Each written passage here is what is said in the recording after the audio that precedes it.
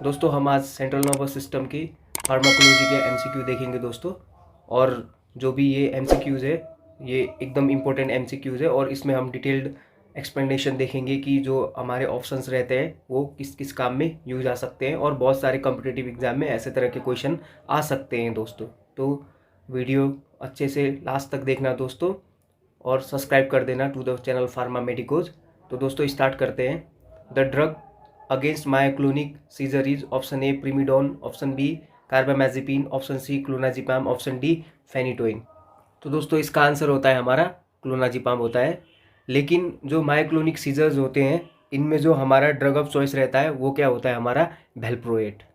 Valproate valproate हमारा first line drug होता है, फर्स्ट चॉइस ऑफ ड्रग। और जो सेकंड में आते हैं हमारे ये एक ड्रग होता है वो होता है हमारा लेमोट्रिगिन और टोपिरामेट। लेमोट्रिगिन and topiramate. और जो थर्ड चॉइस ऑफ ड्रग या अल्टरनेटिव चॉइस भी बोल सकते हैं, इसमें हमारा होता है एक हो गया हमारा क्लोनाजिपाम और दूसरा होता है हमारा लेवेटिरासिटाम। लेवेटिरासिटाम। तो दोस्तों आपको ये भी याद करना पड़ेगा जैसे फर्स्ट लाइन ड्रग क्या है और सेकेंड लाइन ड्रग क्या है, या और उसके बाद अल्टरनेटिव ड्रग हम कौन से यूज़ कर सकते हैं। तो मायोक्लोनिक सीजर के लिए जो फर्स्ट चॉइस ऑफ ड्रग है वो है वेलप्रोएट और जो सेकेंड चॉइस ऑफ ड्रग है वो है लेमोट्रिगिन एंड टोपिरामेट और जो थर्ड चॉइस ऑफ ड्रग या अल्टरनेटिव चॉइस है वो क्या होता है हमारा क्लोनाजिपाम और लेवेटिरासिटाम होता है। ठीक है दोस्तों। Next question, the drug of choice for partial seizure is option A carbamazepine, option B ethosuximide, option C diazepam, option D lamotrigine. तो इसका आंसर होता है दोस्तों हमारा कार्बामेज़ेपिन होता है। और इसी में जो फर्स्ट चॉइस ऑफ ड्रग होते हैं वो हम जैसे कार्बामेज़ेपिन हो गया, हमारा फेनिटोइन हो गया, फेनिटोइन, और दूसरा होता है हमारा वेलप्रोएट। ये हमारे फर्स्ट चॉइस ऑफ ड्रग है for partial seizure, first carbamazepine, phenytoin और वेलप्रोएट। और उसके बाद जो हमारे सेकेंड चॉइस ऑफ ड्रग होते हैं इसी पार्शियल सीजर के लिए तो वो होते हैं हमारे गाबापेंटीन, लेमोट्रिगिन और लेवेटिरासिटाम। तो गाबापेंटीन, लेमोट्रिगिन और लेवेटिरासिटाम। और दोस्तों अगर यहाँ पे एक जो कार्बामेज़ेपिन है यहाँ पे कोई दूसरा होता, क्लोनाजिपाम होता, तो हमारा जो आंसर होता वो क्या होता हमारा लेमोट्रिगिन होता। लेकिन ये कार्बामेज़ेपिन नहीं होना चाहिए। Okay. Next question, indicate the drug that induces Parkinsonian syndrome. Option A chlorpromazine, option B diazepam, option C triazolam, option D carbamazepine. तो इसमें जो होता है हमारा एंटीसाइकोटिक ड्रग्स होते हैं जो हमें पार्किंसोनियन सिंड्रोम देते हैं। तो इसका आंसर होता है हमारा क्लोरप्रोमेजिन। तो ये क्यों होता है, क्योंकि ये जो ड्रग होते हैं ये ड्रग क्या होते हैं, D2 एंटागोनिस्ट होते हैं। ये D2 एंटागोनिस्ट जिसके वजह से डोपामीन का लेवल ब्रेन में क्या हो जाता है, डिक्रीज डोपामीन लेवल। ये ड्रग की वजह से डोपामीन का लेवल क्या हो जाता है, डिक्रीज। तो डोपामीन लेवल डिक्रीज होगा तो ये क्या करेंगे हमारे पार्किंसनिज्म कॉज कराएंगे। ओके। अगर किसी को पार्किंसनिज्म होगा तो क्या होगा, 2-3 एज ए कैरेक्टरिस्टिक सिम्टम्स उसको दिखेंगे, जैसे हो गया रिजिडिटी, ट्रेमोर, और होता है हमारा हाइपोकाइनेशिया। तो जो ये हमारे क्लोरप्रोमेजिन होते हैं ये एक्स्ट्रा पिरामिडल सिम्टोम दिखाते हैं because due to inhibition of dopamine और as a D2 antagonist activity. Okay दोस्तों। Next question, the main reason for giving levodopa the precursor of dopamine instead of dopamine is option A dopamine does not cross the blood brain barrier, option B dopamine may induce acute psychotic reaction, option C dopamine is intensively metabolized in human, option D all of the above. तो इसका answer होता है दोस्तों all of the above. ठीक है। तो अगर हम किसी को पार्किंसनिज्म का सिम्टोम दिख रहा है तो उसको हम क्या देंगे, लीवोडोपा देंगे। ठीक है। और हम डोपामीन उसको नहीं देंगे। क्यों, ये क्वेश्चन यही पूछ रहा है क्यों, क्योंकि जो डोपामीन होता है वो ब्लड ब्रेन बैरियर को क्रॉस नहीं कर पाता है। ठीक है। और डोपामीन का लेवल अगर ब्रेन में ज़्यादा हो जाएगा तो एक्यूट साइकोटिक रिएक्शंस दिखेंगे। और तीसरा होता है डोपामीन जब हम लेंगे तो ये क्या हो जाता है, मेटाबोलाइज हो जाता है। तो दोस्तों जो हमारा एंजाइम होता है जो डोपामीन को मेटाबोलाइज करता है वो क्या होता है हमारा डोपा डिकार्बोक्सिलेज। ठीक है। वो मेटाबोलाइज कर देता है बॉडी में। Next question, indicate peripheral dopa decarboxylase inhibitor. तो इसके आंसर होते हैं option A carbidopa, option B clozapine, option C tolcapone, option D selegiline. तो इसका आंसर होता है हमारा कार्बिडोपा। तो दोस्तों पार्किंसनिज्म में क्या करते हैं हम, लीवोडोपा और कार्बिडोपा एक साथ देते हैं, जिसके वजह से जो पेरिफेरल डोपा डिकार्बोक्सिलेज होता है उसको ये कार्बिडोपा इनिबिट कर देता है। इसके वजह से हमारा जो लीवोडोपा है उसका मेटाबॉलिज्म नहीं होता है हमारे ब्रेन में पहुंचने से पहले। तो जब ब्रेन में पहुंच जाएगा तो फिर वो डोपामीन में कन्वर्ट हो जाता है, और डोपामीन जैसे प्रो ड्रग सुना है आपने, तो levodopa is a pro drug of dopamine. ठीक है दोस्तों। Next question, drug reduces the beneficial effect of levodopa. Option A pyridoxine, option B thiamine, option C tocopherol, option D riboflavin. तो कौन सा एक ड्रग है जो हमारा डोपामीन का बेनिफिशियल इफेक्ट को कम कर देता है? इसका आंसर होता है दोस्तों पाइरिडॉक्सिन, विटामिन B6। विटामिन B6 होता है। तो क्या कर देता है, जो लीवोडोपा है, लीवोडोपा को सिस्टमिक मेटाबॉलिज्म कर देता है हमारा पाइरिडॉक्सिन। तो इसी वजह से हम जब लीवोडोपा देते हैं तो विटामिन B6 एडमिनिस्टर नहीं करते हैं। तो दोस्तों आप लोगों को ये भी पता होगा, तो जो हमारा एंटी ट्यूबरकुलर ड्रग होता है आइसोनियाजिड जो हम ट्यूबरकुलोसिस में देते हैं, वो क्या करता है, वो पेरिफेरल न्यूराइटिस। तो हम आइसोनियाजिड के साथ विटामिन B6 दे सकते हैं क्योंकि ये पेरिफेरल न्यूराइटिस को क्योर करने के लिए, लेकिन लीवोडोपा के साथ हम पाइरिडॉक्सिन नहीं देते। रीज़न क्या है, लीवोडोपा का मेटाबॉलिज्म फास्ट कर देता है हमारा pyridoxine. Indicate selective catechol O methyl transferase inhibitor. Option A carbidopa, option B clozapine, option C tolcapone, option D rasagiline. इसका आंसर होता है हमारा टोल्कैपोन। ओके, ये जो कैटेकोल ओ मिथाइल ट्रांसफेरेज जो ये एंजाइम्स होते हैं, इनका काम क्या होता है, ये डोपामीन और एपिनेफ्रिन को डिग्रेड कर देते हैं। तो इसके वजह से क्या हो जाता है, डोपामीन का लेवल कम हो जाता है ब्रेन में। तो डोपामीन लेवल कम होगा, आगे मैंने बोल रखा है कि पार्किंसन हो जाता है। तो इसीलिए हम क्या करते हैं, कैटेक्यूल ओ मिथाइल ट्रांसफेरेज इनिबिटर ड्रग जैसे टोल्कैपोन हो गया, ये देते हैं। ये अगर ये क्या होंगे, ये काम करेंगे जिसके वजह से ये एंजाइम को इनिबिट कर देंगे, तो हमारा जो डोपामीन का लेवल ब्रेन में ज़्यादा हो जाएगा, जो हम लीवोडोपा दे रहे हैं उससे बढ़ जाएगा। Next question, which of the following anti-Parkinsonian drug is an antiviral agent used in prophylaxis of influenza A2? तो ऑप्शन ए आता है हमारा selegiline, option B Sinemet, option C pergolide, option D amantadine. तो इसका आंसर रहता है एमेंटाडिन।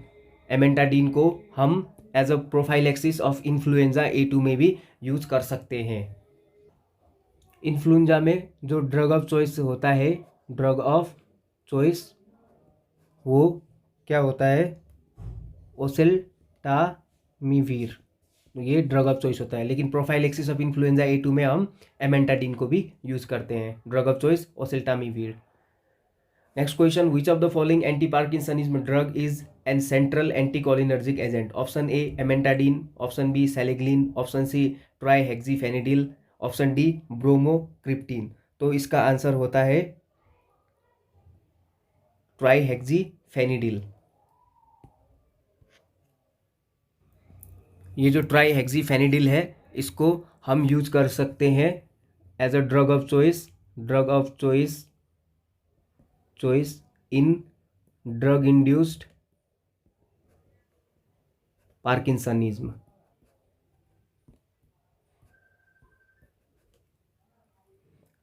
Next question, which of the following agent may be used as an antidote for ethylene glycol and methanol poisoning? तो इसका answer होता है फोमेपिजोल।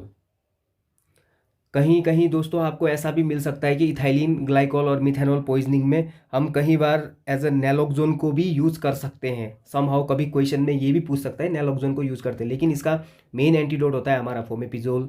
Okay, तो जैसे अब कोई पूछ सकता है कि नैलोक्सोन को भी हम एज अ एंटीडोट यूज़ कर सकते हैं, क्योंकि जो नैलोक्सोन होता है वो क्या करता है, पार्शियली रिवर्स अल्कोहल इंटॉक्सिकेशन। तो पार्शियली रिवर्स कर देता है अल्कोहल इंटॉक्सिकेशन को। और जैसे यहाँ पे क्या है हमारा, ये OL है, ये भी OL है, और यहाँ पे भी OL है। तो याद करना कि जब फोमेपिजोल की बात आएगी तो OL होगा, तो ये याद करना कि ये अल्कोहल पॉइजनिंग में यूज हो रहा है। ओके, और हम नेल्ट्रैक्सोन होता है, इसको हम यूज कर सकते हैं in case of heavy drinking. ठीक है, कोई हैवी ड्रिंकिंग कर रहा है तो उसको प्रिवेंट करने के लिए for relapse of heavy drinking हम नैल्ट्रैक्सोन को यूज़ करते हैं। और डाइसल्फ्यूरैम तो पता ही है आप लोगों को, ये एवर्जन थ्योरी में, एवर्जन थेरापी में यूज़ होता है। एवर्जन थेरापी मीन्स एल्कोहल छुटवाने के लिए ये यूज़ करते हैं हम disulfiram. Next question, which of the following opioid analgesic is a strong receptor agonist?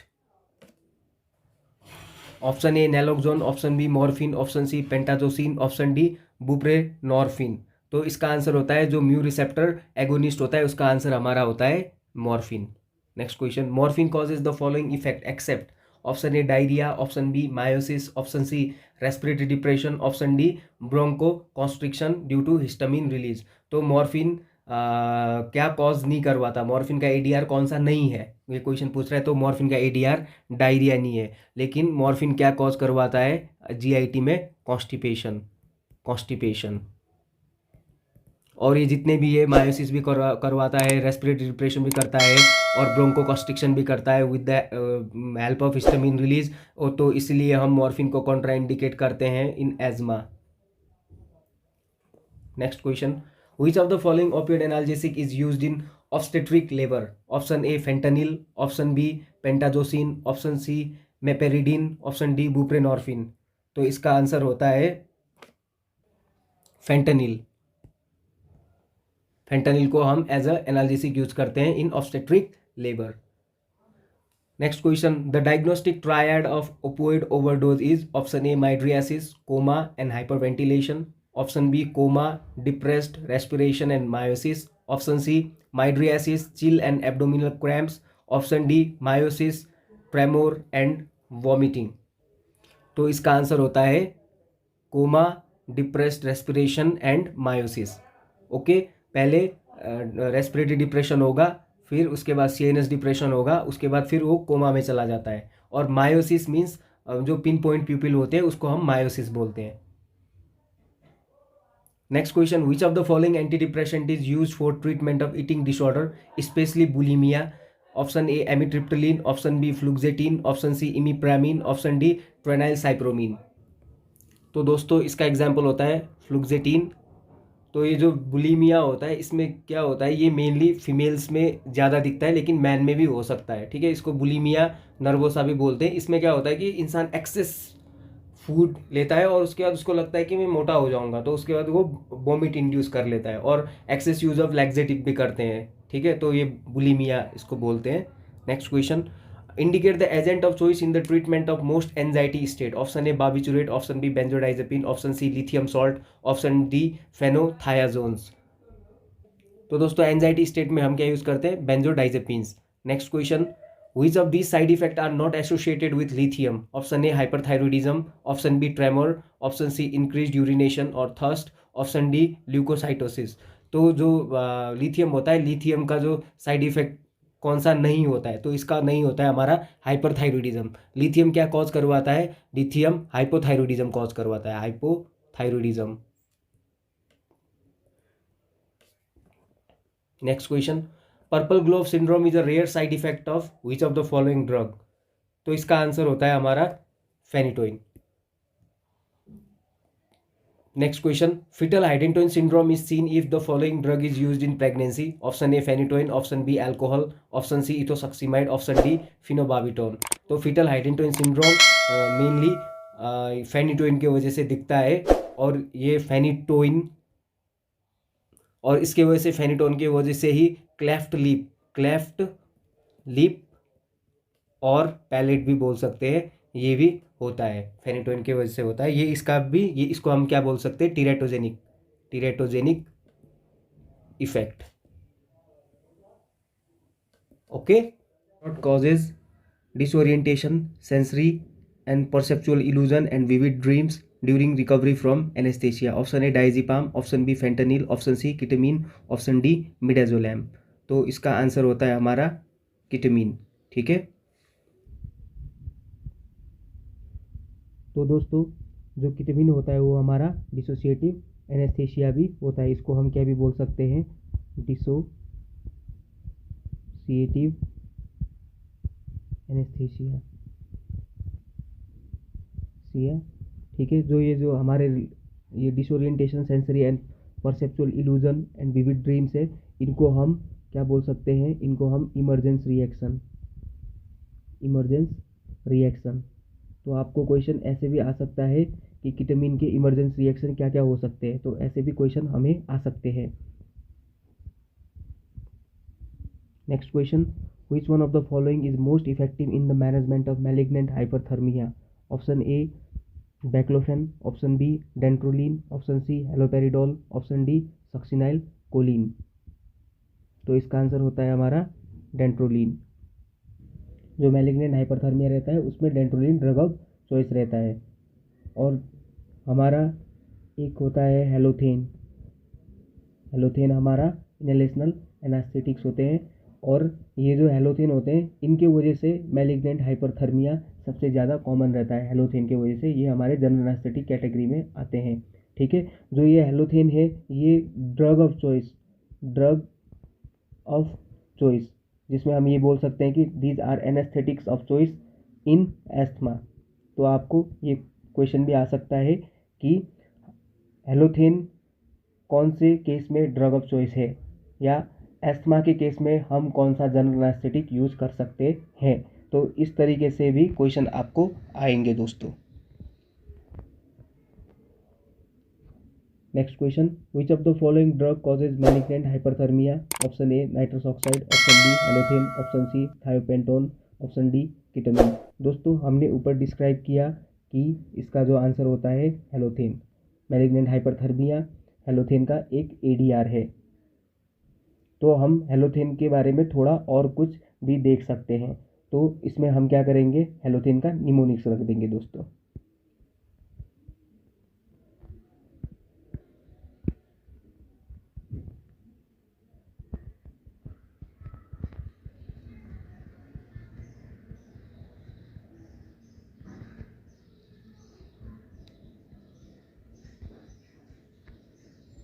तो दोस्तों हेलोथेन का निमोनिक्स इस प्रकार है।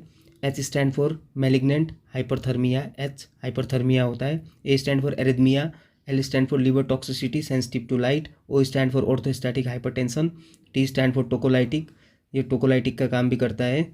और H stand for heart depression, A stand for asthma, और ये जी ऑफ चॉइस इन एस्मा भी है। और N stand for non explosive. तो इसमें दोस्तों हम हेलोथेन का निमोनिक्स भी देख सकते हैं कि हेलोथेन की क्या क्या कैरेक्टरिस्टिक होते हैं, कौन कौन से एडीआर करवाता है और कौन कौन से केस में हम यूज़ कर सकते हैं।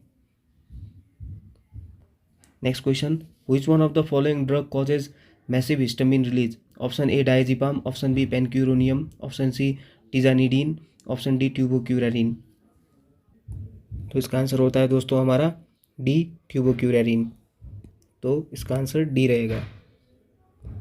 Next question, carbidopa is used in Parkinsonism because carbidopa, option A crosses the blood brain barrier, option B inhibit monoamine oxidase type A, option C inhibit aromatic L-amino acid decarboxylase, option D is converted to the false neurotransmitter carbidopamine।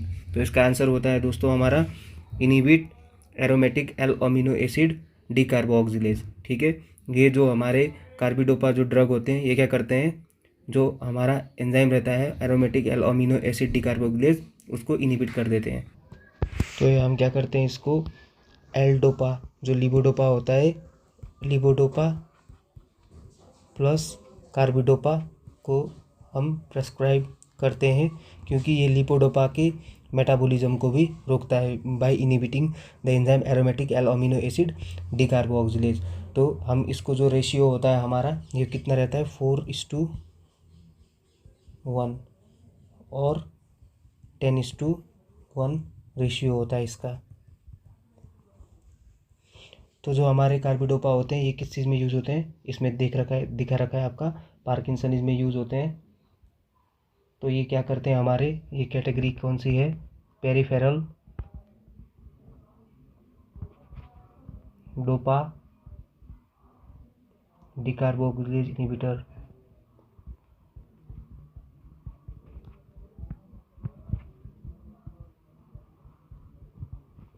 Okay, next question, following is the main inhibitory transmitter of the brain? Option A dopamine, option B norepinephrine, option C glycine, option D GABA.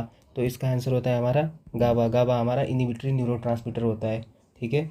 तो जो गाबा होता है इसको हम क्या बोलते हैं, gamma amino butyric acid. और जितने भी ये डोपामिन, नोरेपिनेफ्रिन और ग्लाइसिन होते हैं ये हमारे क्या होते हैं, एक्साइटेटरी न्यूरोट्रांसमीटर्स होते हैं। तो हम वीडियो बना के डालेंगे एक्साइटेटरी कौन कौन से होते हैं और इनहिबिटरी न्यूरॉन्स इनहिबिटरी न्यूरोट्रांसमीटर कौन कौन से होते हैं, उसमें हम वीडियो बना के आपको पोस्ट कर देंगे, देख लीजिएगा। Which one of the following drug is drug of choice in obsessive compulsive disorder? Option A MAO inhibitor, option B TCAs, option C SSRIs, option D phenothiazine. इसका आंसर होता है SSRIs। इसमें जो इसके एग्जाम्पल होते हैं SSRIs के वो होते हैं हमारे फ्लूजेटीन, ठीक है।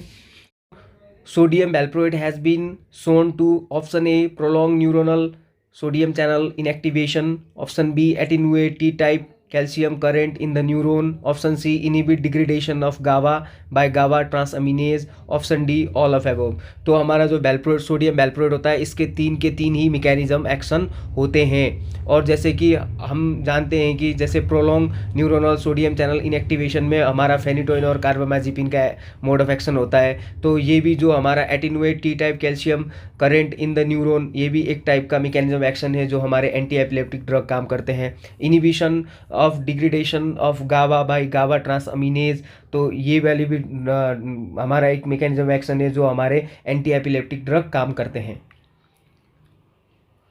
Next question, clobazam is a benzodiazepine used as a, option A hypnotic, option B muscle relaxant, option C anti epileptic, option D anxiolytic. तो इसका आंसर होता है हमारा एंटी एपिलेप्टिक।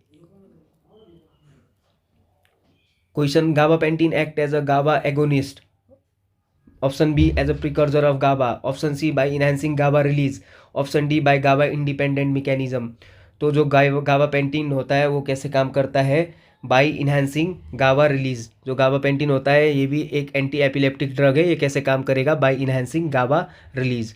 तो जो गाबा होता है, गाबा एज ए कैसा काम करता है, ये हमारा GABA is a inhibitory neurotransmitter, inhibitory neurotransmitter.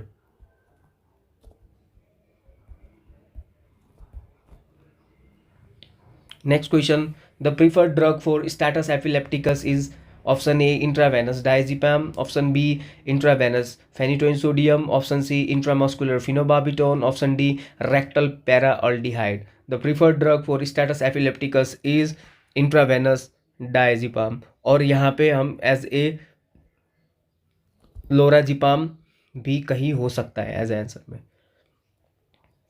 Next question, the most effective single drug in Parkinsonism is option A bromocriptine, option B seleglin, option C levodopa, option D byparidine।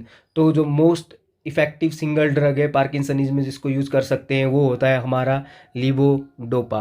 Levodopa जो होता है वो क्या होता है, डोपामिन प्रिकर्सर होता है। ये जब बॉडी में जाता है तो डोपामिन रिलीज होता है, ठीक है। Next question, which of the following is a non sedative anxiolytic, option A meprobamate, option B buspirone, option C hydroxyzine, option D alprazolam. तो इसका आंसर होता है दोस्तों हमारा बस्पिरोन।